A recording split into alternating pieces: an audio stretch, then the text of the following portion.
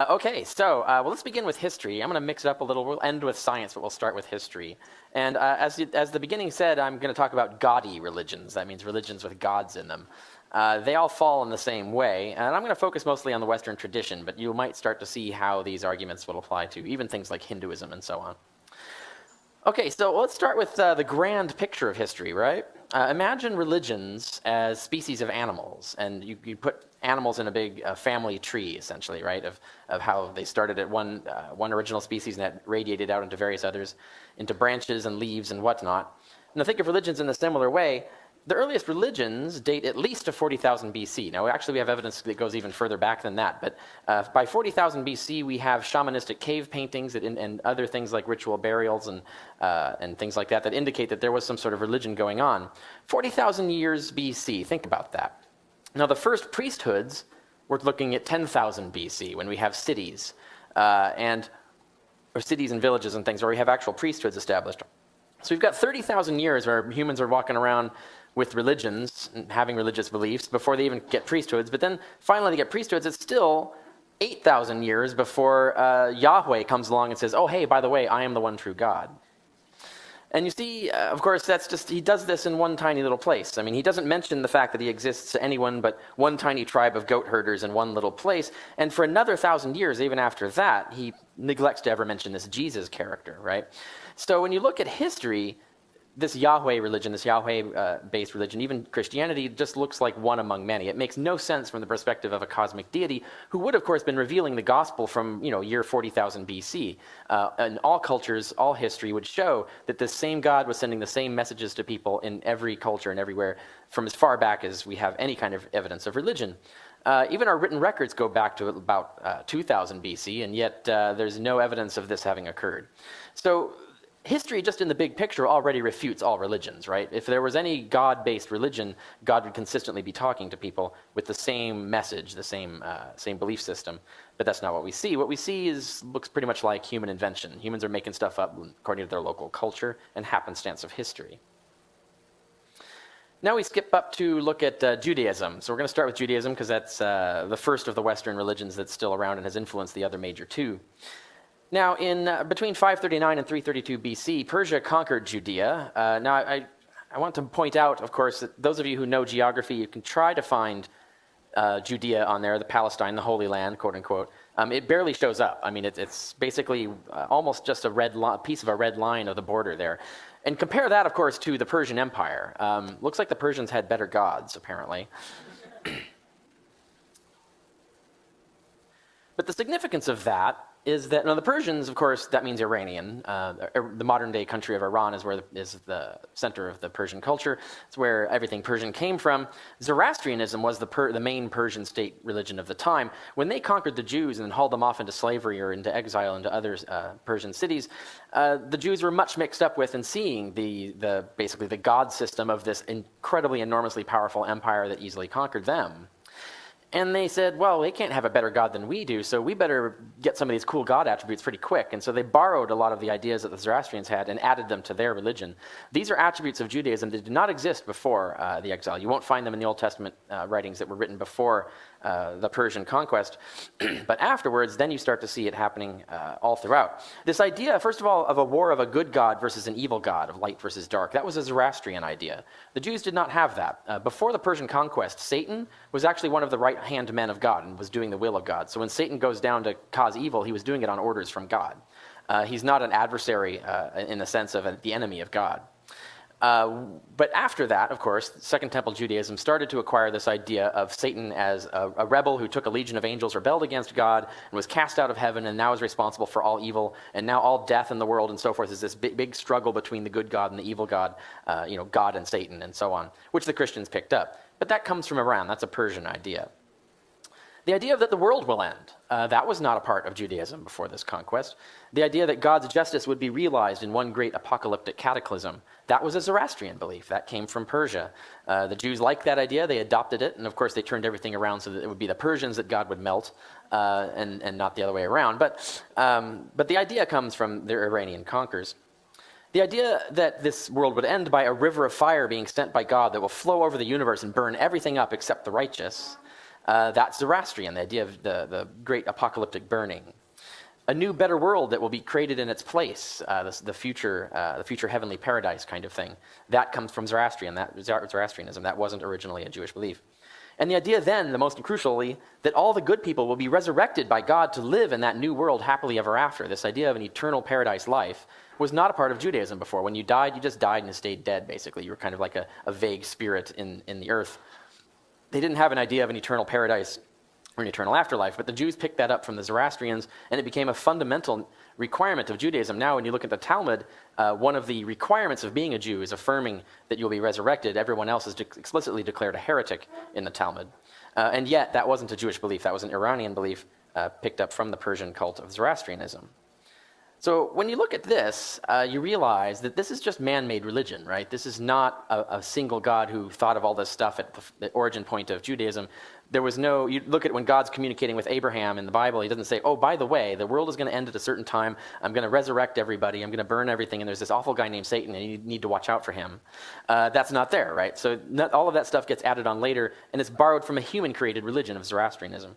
So certainly this is a historical piece of evidence that shows that Judaism is not a God-oriented or God-originated religion. It's just another cobbled-together man-made thing. Now, other things, of course, you know there are failed prophecies in the Old Testament, but related to this idea of God, of the Zoroastrian influence on Jewish belief, I'm going to read one particular prophecy that is conspicuous for not having happened, therefore refuting the entire Bible, because they can't possibly be a supernatural deity communicating to these prophets if they get things wrong. And it's also pretty horrific here. And this shall be the plague, I'm going to read. This shall be the plague whereby Jehovah will smite all the peoples that have warred against Jerusalem. Their flesh shall rot away while they stand upon their feet, and their eyes shall rot away in their sockets, and their tongue shall rot away in their mouth. That's, by the way, where Steven Spielberg got the idea for Raiders of the Lost Ark, melting. Here it is. And the same plague shall befall the horse, the mule, the camel, the ass, and all the beasts that shall be in their camps. What do the animals do? That's kind of rude. And it shall come to pass that anyone that is left of all the nations that came against Jerusalem shall go up from year to year to worship the King, Jehovah of hosts, and to keep the Feast of Tabernacles. And it shall be that whoever of all the families of the earth does not go up to Jerusalem, that's all the families of the earth, if they do not go up to Jerusalem to worship the King, Jehovah of hosts, upon them there shall be no rain. And if the family of Egypt even go not up and come not, neither shall rain be upon them. There will be that plague too, don't forget, whereby Jehovah will smite the nations that go not up to keep the Feast of Tabernacles. This shall be the punishment of all the nations that go not up to keep the Feast of Tabernacles. Never happened. Failed prediction. But notice this idea of the apocalyptic end world, and also the idea of the Jews as the master race that the entire world will bow down to.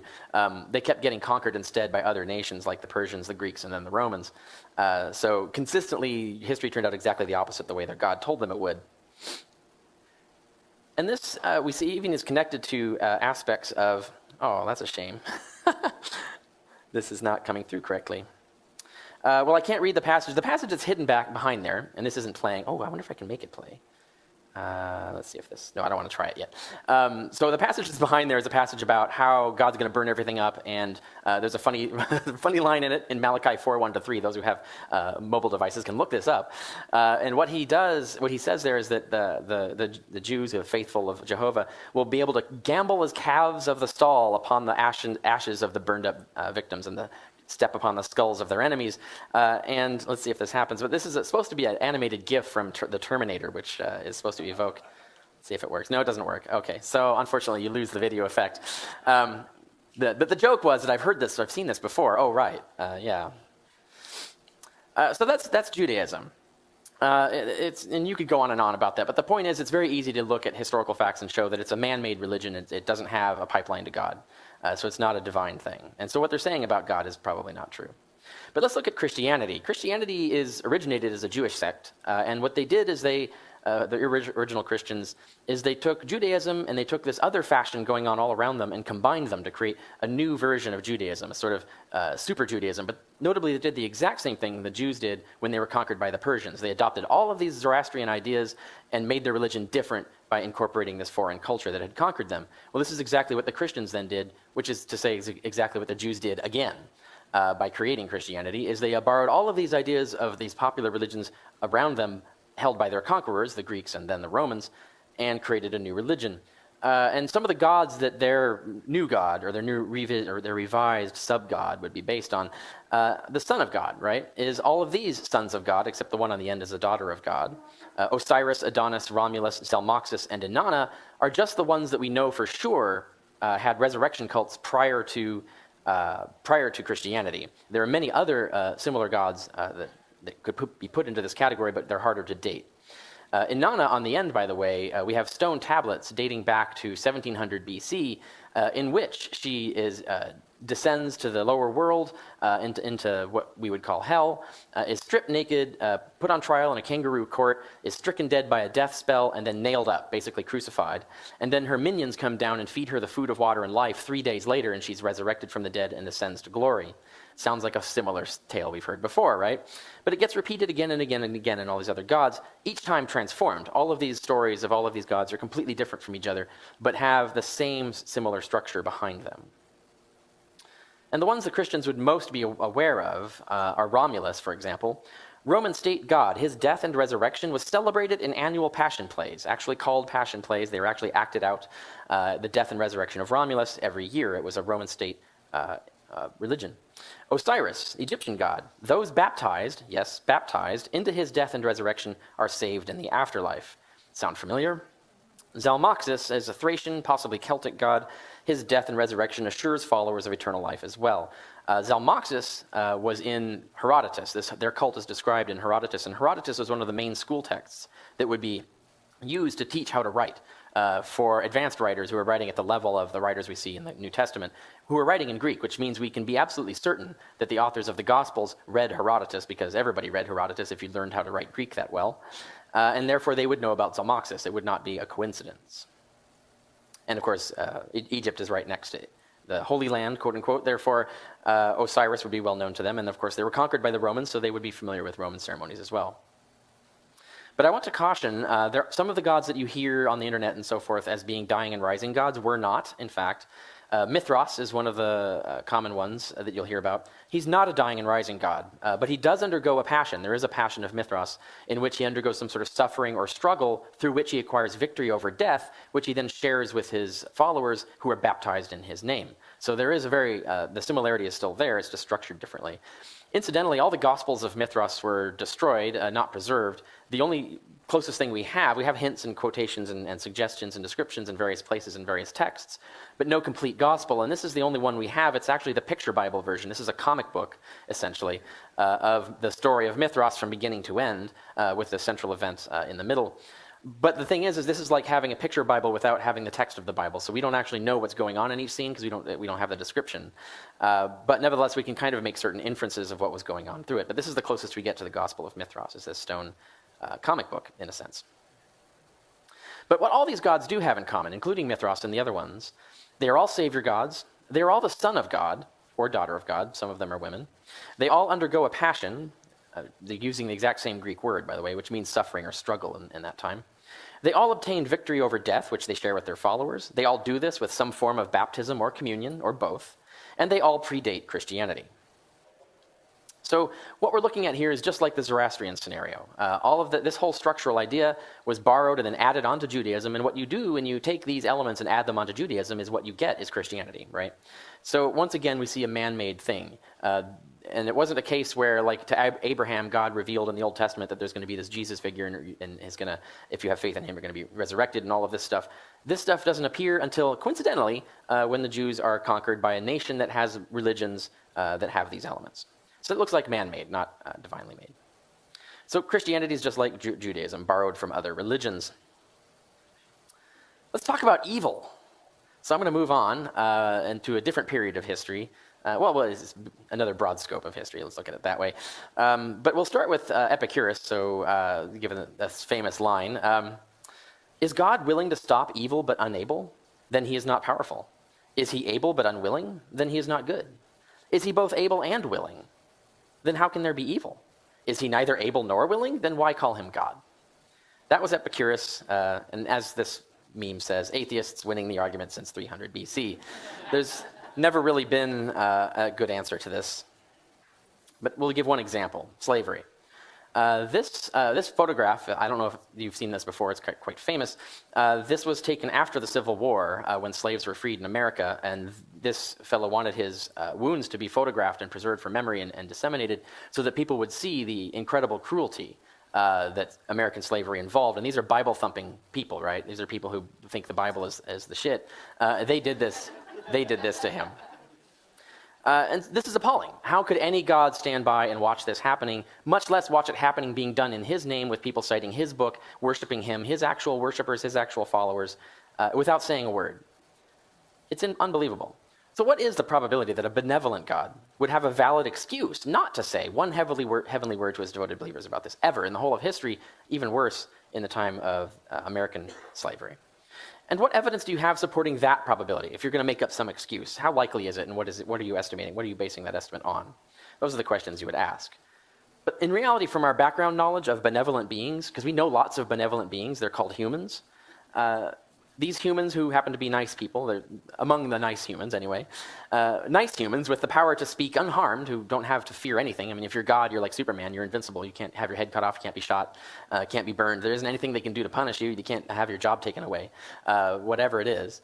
If you have no limitations on you that will prevent you from speaking, and you're a nice person, you have no valid excuse not to say anything. In fact, when we look at people, all the examples of other benevolent beings who are in the position of having the power to speak unharmed, a valid excuse not to speak is so rare, we never see one instance of it.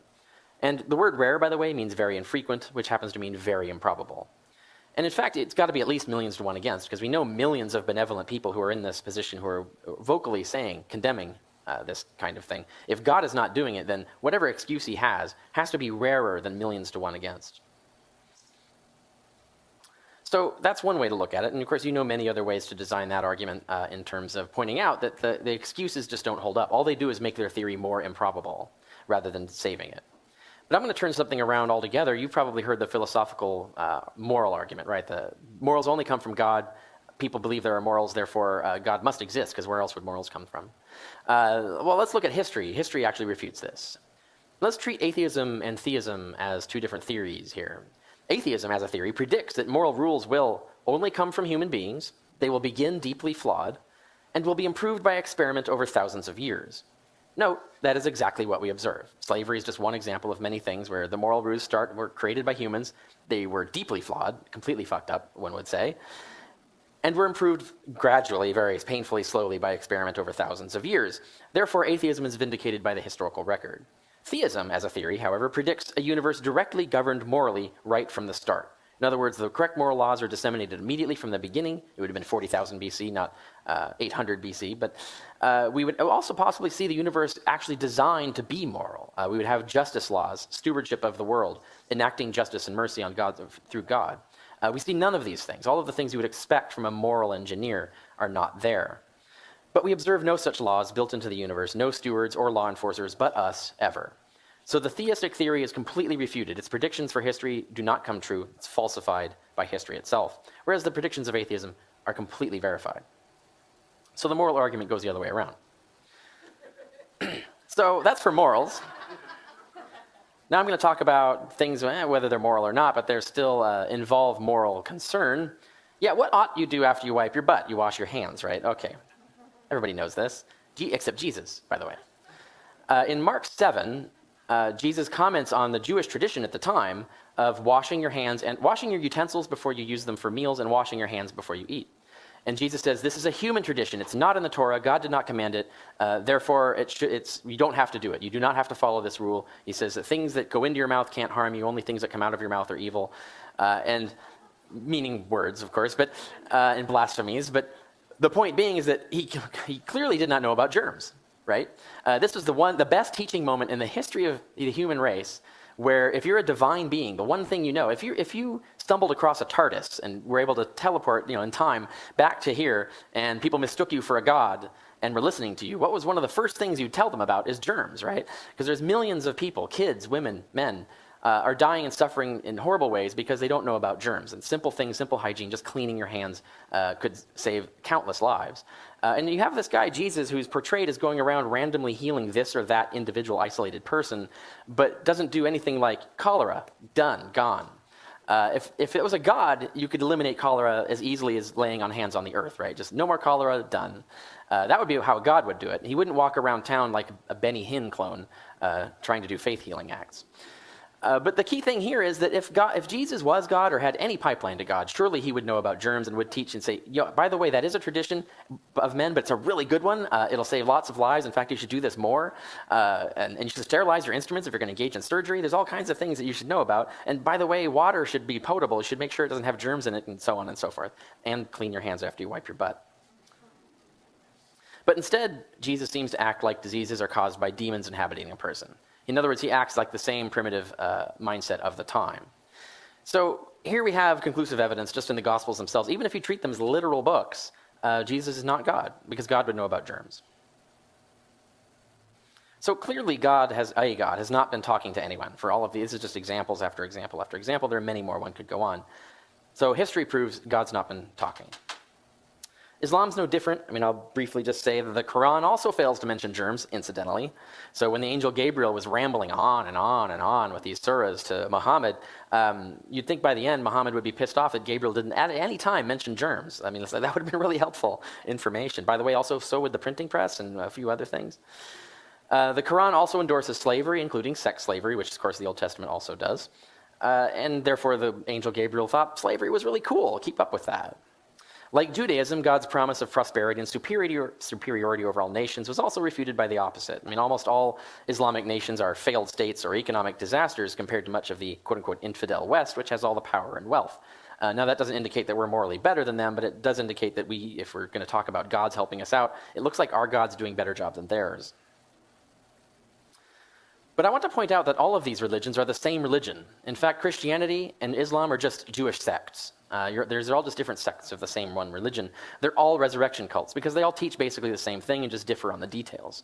Judaism says the world will one day be dissolved, the dead will be raised, and the loyal will become immortal. Christianity says the world will be dissolved, the dead will be raised, and the loyal become immortal. Islam says the world will be dissolved, and the dead will be raised, and the loyal become immortal. It's all the same religion. So let's just pick one and analyze it a little more closely. Now, I can't take credit for this, by the way. I'll read it in a moment, but this is a meme that went around on the internet ages ago. Someone else came up with it. They're pretty brilliant because it's spot on. This is the description of Christianity, dead honest. The belief that some cosmic Jewish zombie can make you live forever if you symbolically eat his flesh and telepathically tell him that you accept him as your master so he can remove an evil force from your soul that is present in humanity because a rib woman was convinced by a talking snake to eat from a magical tree. That is literally the Christianity that was being taught in its first, let's say, 1,800 years, almost 2,000 years of Christian history. Totally makes sense, right? Now, a lot of Christians say, "Whoa, okay, that sounds a little ridiculous." Okay, so I get you. That's crazy. So we can make this more sensible. And so we came up with a new and improved Christianity where all that Eve stuff, okay, rib woman, stalking snakes, okay, that's all baloney. We'll grant you that. We'll concede you that. But I still have an imaginary friend who magically manipulates the world for me, and he also magically impregnated a woman 2,000 years ago, and she bore him a son who underwent an ancient ritual of blood sacrifice in order to dispel a curse laid upon me, thus ensuring I will be immortal. Footnote, although I've never seen this work for anyone else before. Now, that's completely honest and correct analysis of Christianity, a description of it, and yet it looks absurd when you actually spell it out that way. But what if someone came up to you and said that they have an imaginary friend named Zalmoxis, who they insist is really real, and they'll never die, because this ancient demigod cleansed their soul with blood magic, which grants them the power of living forever in a magical place no one can see. That actually existed. That was the description of the Zalmoxis cult, which is attested in Herodotus, as I mentioned, 500 years before Christianity. So if Zalmoxis cult is ridiculous, Christianity is ridiculous because it's just the Jewish version of the same religion. But let's go to history more recent. Heaven's Gate cult. The Heaven's Gate cult was in California, and they committed suicide, mass suicide, believing that their souls or the information in their brains would be teleported into a spaceship. They thought they'd get new bodies in this alien spaceship that was flying by the Earth at the time, and yet this whole belief, this idea that when they die that they'll be resurrected in new superior bodies, that's the Christian belief. This is just the scientific version of Christianity. So you have them saying that they'll get new bodies in an alien spaceship flying by versus what the Christians say is that they'll get new bodies in a magical alternative universe. The weird thing is the Heaven's Gate cult makes more sense, right? Because in point of fact, they're talking about quantum teleportation and neural engineering, which are actual things that exist. We almost have the technology now. We can see how to build this technology within 50 to 100 years. We'll have it. It'll be a simple matter to simply copy a brain and rebuild it in another man-made body. All of that stuff is technology that's within human reach and within human understanding.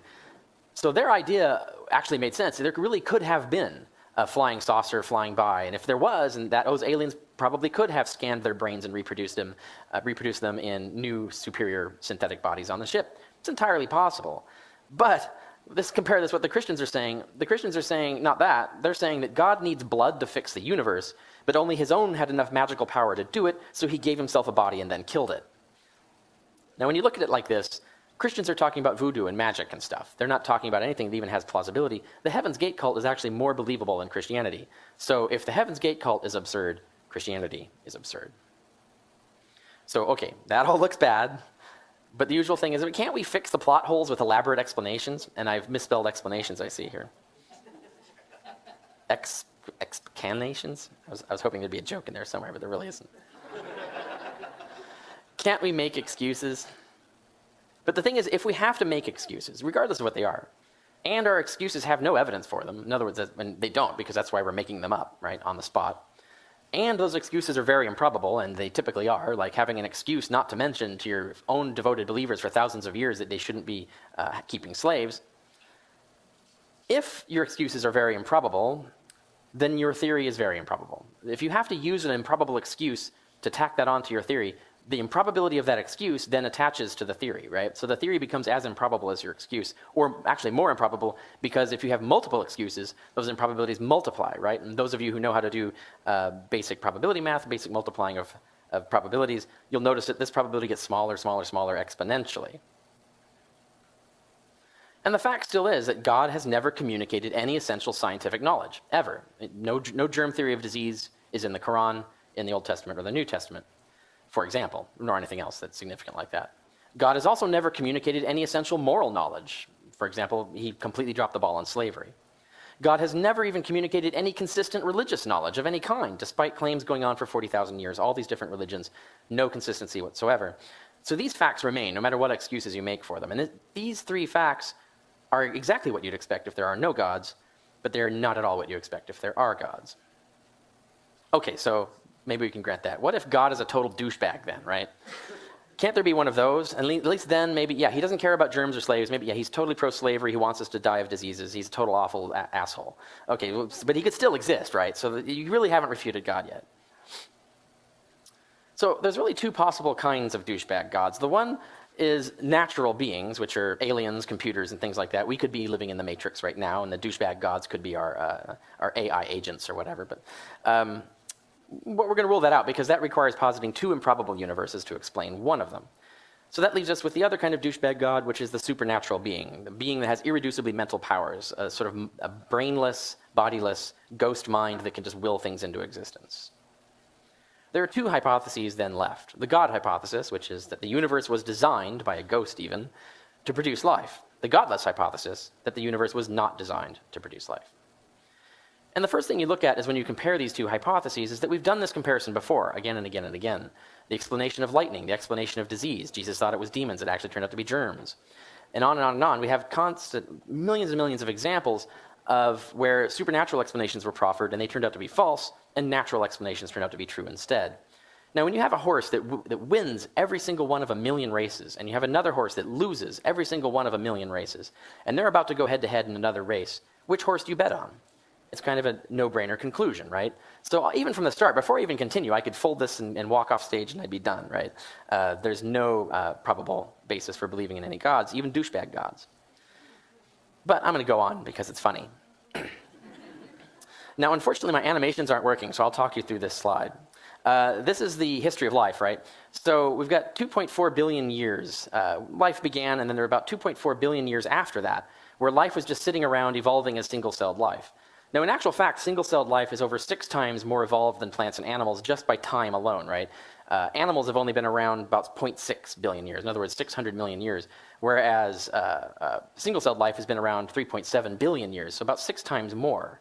So single-celled life, bacteria, for example, have been evolving 6 times more and longer than we have. So they're actually way more evolved than we are.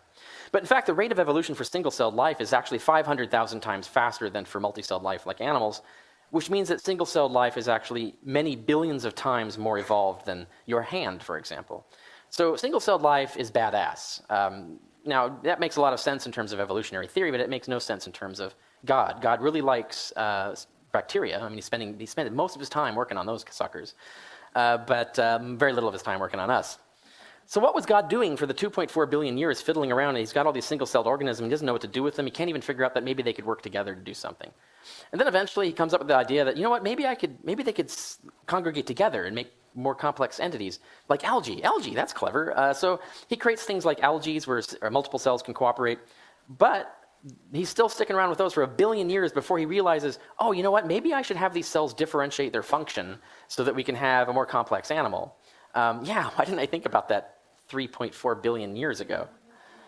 Still couldn't figure it out, but eventually did, and he comes up with this differentiation of cells within a multicelled organism about 0.6 billion years ago. But then it takes him 500 million years to figure out apes, just apes, right? So he's tinkering around with mice and bugs and all kinds of this stuff, but no, it takes him a while to go, apes, oh right, maybe I should do something with those. And then even when he gets to apes, it takes him 4 million years more of tinkering before he figures out how to make people. What was he doing for 4 million years? God, these apes are really stupid. Why can't I fix them? They should be smarter than this. Oh, right, maybe I should do something with the brain. I don't know. When you look at this, you realize that this is exactly what we should expect if life is a natural product of random evolution. It would obviously take billions and billions of years for us to evolve. Obviously, single-celled life would have to evolve vastly longer in order to develop the intercellular machinery and complexity to actually start engaging in cooperation. And obviously, once you have cells engaging in cooperation, it would take a very, very long time for them to evolve the sophisticated machinery that would allow them to start differentiating tissues and therefore creating what we recognize as plants and animals. So this is exactly what we expect if there's no God. It makes no freaking sense if there is a God. Even a douchebag God would be more time efficient than this. So what does the godless hypothesis predict? This is what we would expect to see. If we are alive, if we exist, and there is no God, and the universe therefore had to have come about by random chance or whatever, what would we expect to observe? What could we predict about the universe we find ourselves in? The moment we open the door and look outside, what would we see? What we would see is that almost all of the universe will be lethal to life, right? If you pick random universes, you're going to get one that, you know, if it's a universe that's completely hostile to life, obviously that you're never going to be in that universe, right? Because if you're alive, you're not in that universe. So you would never observe that universe. The probability of that being outside when you open the door is 0%.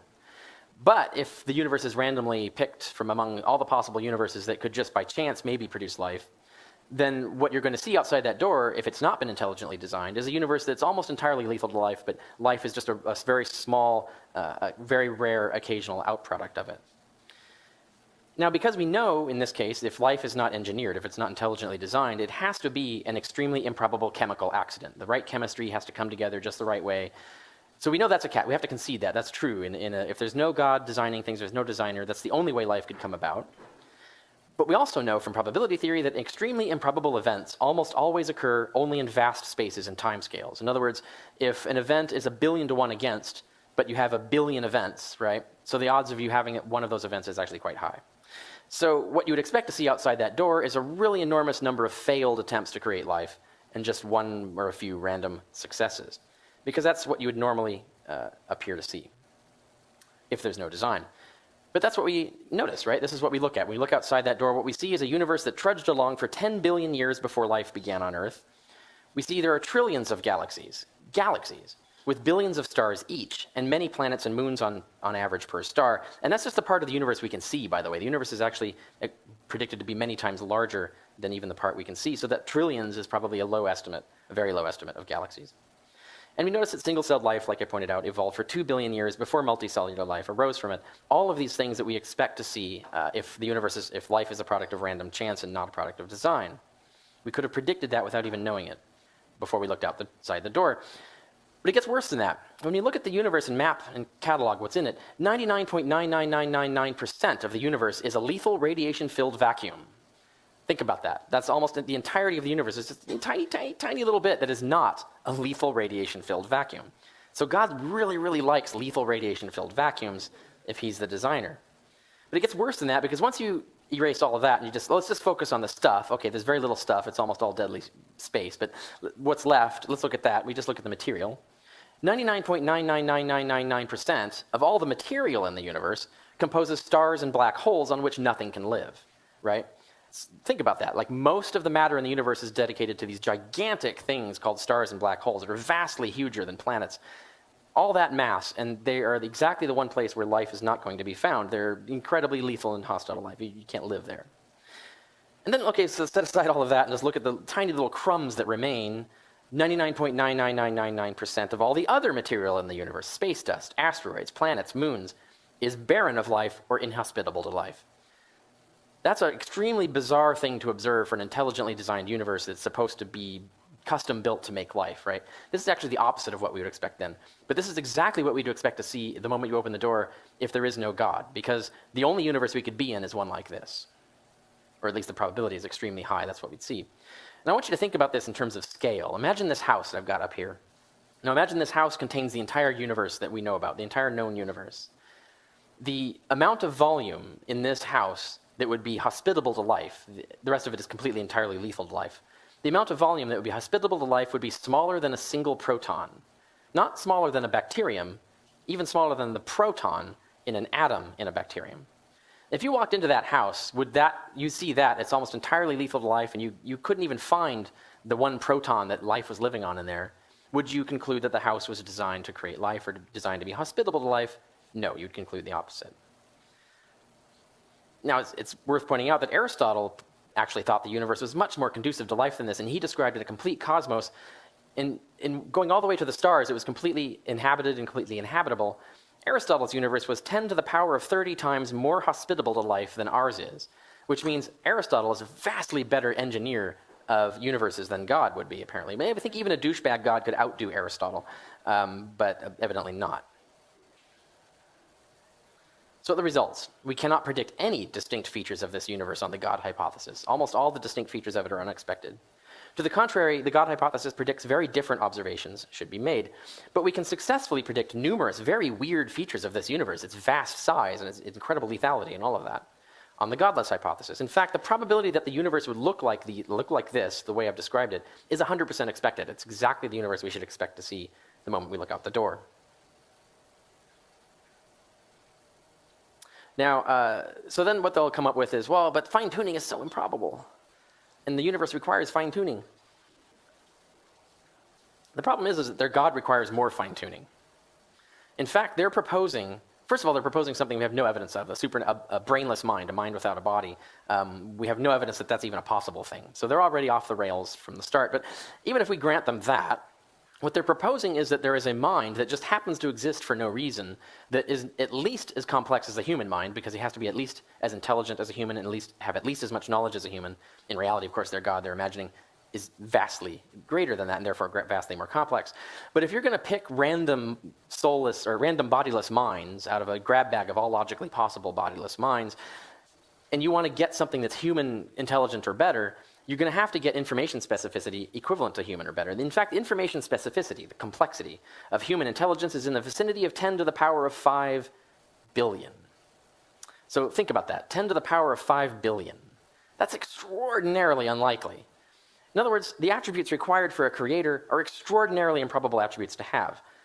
Theology thus posits an even greater coincidence than a random universe. They want to explain a mildly finely tuned universe by positing a massively finely tuned God, and not explaining where that fine-tuning came from. And maybe they'll go to gods all the way down, like the turtle argument, but I think that's a losing way to go, and you know they won't go there.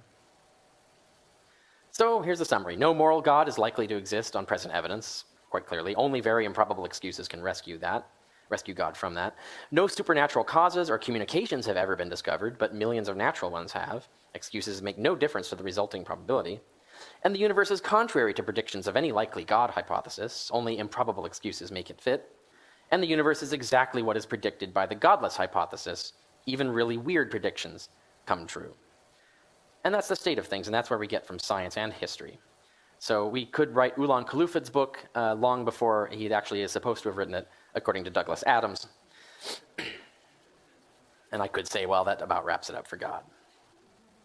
Thank you.